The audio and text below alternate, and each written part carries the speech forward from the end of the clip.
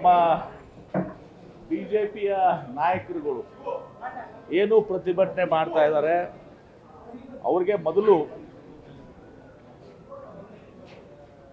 ಹಿಂದೆ UPA ಸರ್ಕಾರ ಇದ್ದಾಗ, ಮನಮೋಹನ್ ಸಿಂಗ್ ಅವರು ಪ್ರಧಾನಮಂತ್ರಿಗಳಿದ್ದಾಗ ಜಾಗತಿಕ ಮಾರ್ಕೆಟ್ನಲ್ಲಿ ಕಚ್ಚಾ ತೈಲ ಕ್ರೂಡ್ ಆಯಿಲು 109 ರಿಂದ 140 ರೂಪಾಯಿ ಇತ್ತು.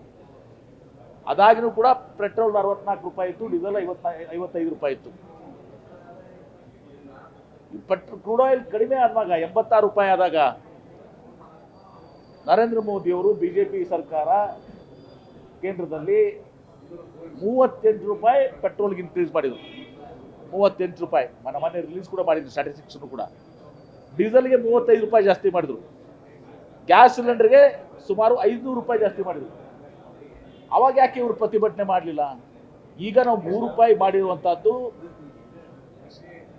ನ್ಯಾಷನಲೈಸ್ ಮಾಡೋಕ್ಕೆ, ಬೇರೆ ರಾಜ್ಯಗಳ ಜೊತೆ ನಮ್ದು ಏನಿದೆ ಅದನ್ನು ನ್ಯಾಷನಲೈಸ್ ಮಾಡೋಕ್ಕೆ. ಇಷ್ಟಾಗಿಯೂ ಕೂಡ ಮಧ್ಯಪ್ರದೇಶ, ಮಹಾರಾಷ್ಟ್ರ, ಅನೇಕ BJP, ಕೇರಳ ಅನೇಕ ರಾಜ್ಯಗಳಿಗಿಂತ ನಾವು ಕಡಿಮೆ ಇದ್ದೀವಿ. ಈಗಲೂ ಕೂಡ ನಾನು ನೆರೆ ಜಿಲ್ಲೆ, ಇದು ಮಹಾರಾಷ್ಟ್ರ ಗಡಿಯಲ್ಲಿ ಬಂದ ಬಿಜಾಪುರ ಪಕ್ಕ ಶೋಲಾಪುರ ಇದೆ, ಸಾಂಗ್ಲಿ, ಜತ್ತು ಎಲ್ಲ ಇದೆ. ಅಲ್ಲಿ ಈಗಲೂ ಕೂಡ ನಾವು ಕಡಿಮೆ ಇದ್ದೀವಿ.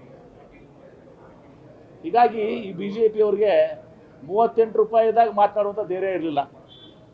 ಪ್ರಧಾನಮಂತ್ರಿಗಳ ಬಳಿ ಹೋಗಿ ನಮ್ಮದೇ BJP 25 ಸಂಸದರಿದ್ದರು, ಕೇಂದ್ರ ಸಚಿವರುಗಳಿದ್ದರು.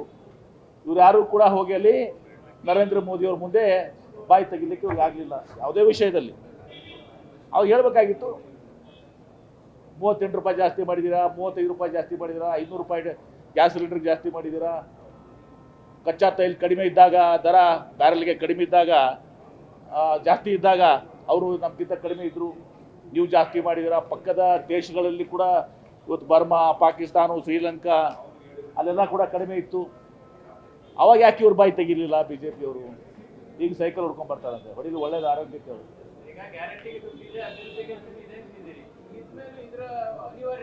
ನೋಡಿ, ನಾವು ನ್ಯಾಷನಲೈಸ್ ಮಾಡುವಂಥದ್ದು ಸ್ವಾಭಾವಿಕವತ್ತು ಸರ್, ಯಾವುದೇ ಸರ್ಕಾರಗಳಲ್ಲಿ. ನಾವು ಅವ್ರಿಗಿಂತ ನಾವು ಬಹಳ ಕಡಿಮೆ ಇದ್ದಾಗ ಇವತ್ತು ನ್ಯಾಷನಲೈಸ್ ಮಾಡೋಣ ಅಂತ ತಿಳ್ಕೊಂಡು ಮುಖ್ಯಮಂತ್ರಿಗಳು ಮನೆ ಹೇಳಿದ್ದಾರೆ. ಹೀಗಾಗಿ ನಾವು ಇದು ಮಾಡಿದ್ರು ಕೂಡ ಈಗಾದರೂ ಕೂಡ ನಾವು ಉಳಿದ ರಾಜ್ಯಗಳಿಗೆ ಕಡಿಮೆ ಇದ್ದೀವಿ.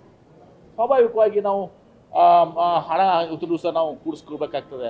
ಆದರೆ ಇವ್ರ ಥರ ಇಂಟರ್ನ್ಯಾಷನಲ್ ಮಾರ್ಕೆಟ್ನಲ್ಲಿ ಕಚ್ಚಾ ತೈಲ ಇವತ್ತು ದಿವಸ ಕಡಿಮೆ ಆದಾಗ 38 ರೂಪಾಯಿ, 35 ರೂಪಾಯಿ, 500 ರೂಪಾಯಿ ಗ್ಯಾಸ್ ಸಿಲಿಂಡರ್ ನಮ್ಮ ಸರ್ಕಾರಗಳು ಮಾಡಿಲ್ಲ. ಅದನ್ನು ಮೊದಲು R. ಅಶೋಕ್ ಅವರು, ವಿಜೇಂದ್ರ ಅವರು ಮತ್ತು BJP ಟೀಮ್ ಹೋಗಿ ಪ್ರಶ್ನೆ ಮಾಡಲಿ. Thank you.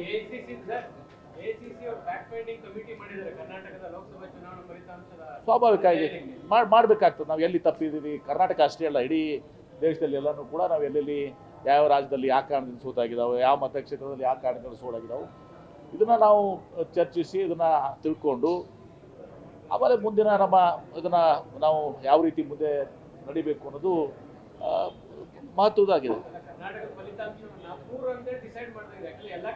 ಕರ್ನಾಟಕ ಎಲ್ಲ ಕಡೆ ಇಡೀ ದೇಶದಲ್ಲಿ ಎಲ್ಲ ಕಡೆನೂ ಕೂಡ ಆಗ್ತದೆ. ಇಡೀ ದೇಶದಲ್ಲಿ ಎಲ್ಲೆಲ್ಲಿ ರಿಸಲ್ಟ್ಸ್ ಏನಾಗಿದ್ದಾವೆ ಅದನ್ನು CWC ಅವರಾಗಲಿ, AICC ಅವರಾಗಲಿ ಅದನ್ನ ವಿಮರ್ಶೆ ಮಾಡಿ ಅದಕ್ಕೆ ಮುಂದೆ ಏನೇನು ಕಾರಣಗಳನ್ನೆಲ್ಲ ಕ್ರೋಢೀಕರಿಸಿ ಮುಂದೆ ನಾವು ಯಾವ ರೀತಿ ಅದನ್ನು ಅಡ್ರೆಸ್ ಮಾಡಬೇಕು ಅನ್ನೋದು ನಮ್ಮ ಚಿಂತನೆ ಆಗಿರ್ತದೆ.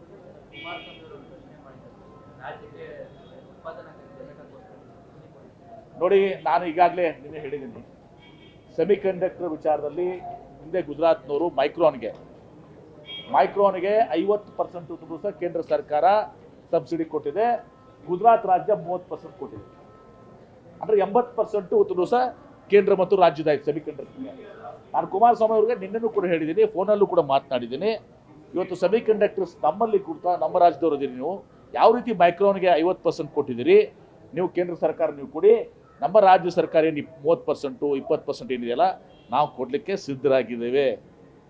ನಾನು ಭಾಳ ಸ್ಪಷ್ಟವಾಗಿ ಹೇಳ್ತೀನಿ, ನಾವು ಸಿದ್ಧರಾಗಿದ್ದೇವೆ ಮತ್ತು ವಿಶ್ವಾಸ ಇದೆ ಕುಮಾರಸ್ವಾಮಿ ಅವರು ಇಲ್ಲಿ ಸೆಮಿಕಂಡಕ್ಟರ್ ವಲಯದಲ್ಲಿ ನಮ್ಮ ರಾಜ್ಯ ಮುನ್ನಡೆಯಲಿಕ್ಕೆ ಅವರು ಸಹಕಾರ ಮಾಡ್ತಾರೆ. ನಾನು ಫೋನಾಗೂ ಹೇಳಿದ್ದೀನಿ, ನಾನು ಮಾಡ್ತೀನಿ ಅಂತ ಹೇಳಿದ್ದಾರೆ ಅವರು. ನೀವು ಬಂದಾಗ ಪ್ರಪೋಸಲ್ಸ್ ಎಲ್ಲ ಮಾಡಿ ವರ್ಕೌಟ್ ಮಾಡಿ ನಾನು ಮಾಡ್ತೀನಿ ಅಂತ ಹೇಳಿದ್ದಾರೆ. ಅದಕ್ಕೆ ಅದೇ ಮಾದರಿಯಲ್ಲಿ ನಮಗೂ ಕೂಡ ಅವ್ರು ಕೊಟ್ಟಿದ್ದ ತಪ್ಪನಲ್ಲ, ಗುಜರಾತ್ಗೆ ಏನು ಕೊಟ್ಟಿದ್ದೀರಾ ಅದೇ ರೀತಿ ನಮಗೂ ಕೂಡ ಕೊಡಿ, ಅದೇ ಮಾದರಿಯಲ್ಲಿ ಕೊಡಿ ಅಂತ ಹೇಳಿದ್ದೀನಿ. ಬಹುಶಃ ಅವರು ಅದನ್ನು ಮಾಡ್ತಾರೆ, ವಿಶ್ವಾಸ ಇದೆ ಅದು. ಗ್ಯಾರಂಟಿ ನ್ಯೂಸ್, ಸುದ್ದಿ ಖಚಿತ, ನ್ಯಾಯ ನಿಶ್ಚಿತ.